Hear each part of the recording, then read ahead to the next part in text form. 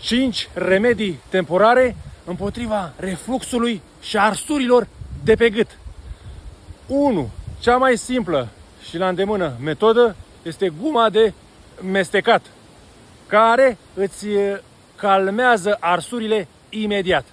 Majoritatea persoanelor care au mestecat gumă în timpul unei crize de arsuri au spus că li s-au ameliorat simptomele.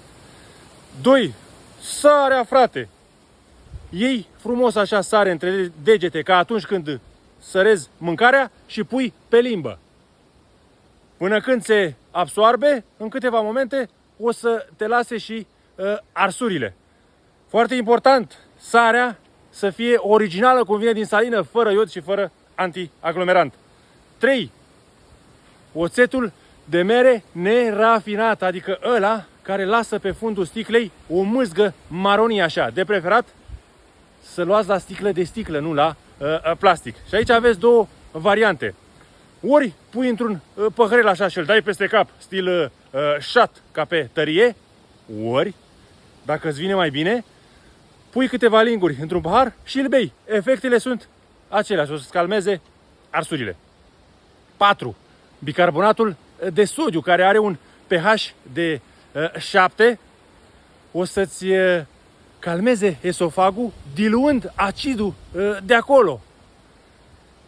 Puneți o linguriță într-un pahar cu apă și îl beți. Pe lângă asta, bicarbonatul o să îți crească pH-ul și în stomac pe moment, ceea ce e bine, dar nu exagerați, pentru că pe termen lung o să facă mai mult rău decât bine, deoarece în stomacul nostru trebuie să avem un mediu acid pentru a putea digera mâncarea și a absorbi nutrienții din ea. Și 5. Ghimbirul, la fel, un remediu natural foarte bun.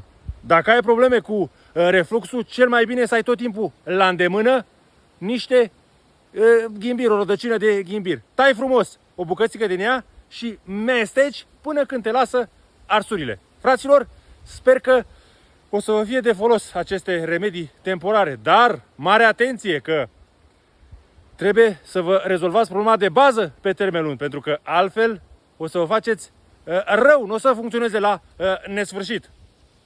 În clipul de mâine o să vă explic și cum să scăpați definitiv de acest reflux esofagian. Asta în cazul în care nu suferiți de hernie hiatală. Dar chiar și atunci o să vă amelioreze mult simptomele. Sănătate multă și numai bine! Doamne ajută! 3 de dog, out!